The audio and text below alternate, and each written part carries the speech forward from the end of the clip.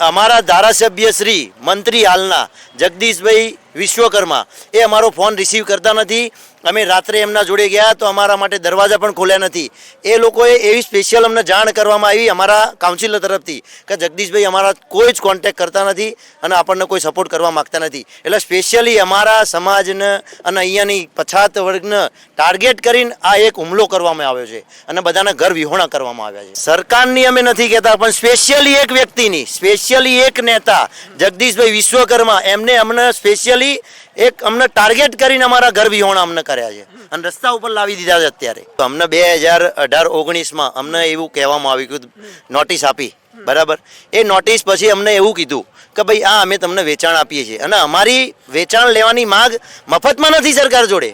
અમે એમ કહીએ છીએ કે જે બી જંત્રીનો દર ચાલતો હોય તમે ઉદ્યોગપતિઓને આપો છો, બધા બહારના કંપનીઓને આપો છો વેચાણ, તો અમને બી વેચાણ આપો.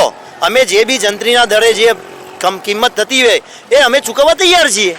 અમારો સમાજ જે બધા અહીંયા રબારી, પછાત વર્ગ, ભાઈ દરબાર છે, બધા છે. એવું નથી કે રબારી એકલા છે અને બધા કિંમત ચૂકવવા તૈયાર છે. કોઈ ના પાડતું નથી. સરકાર જે બી કિંમત નક્કી કરે એ કિંમત ચૂકવવા તૈયાર છે.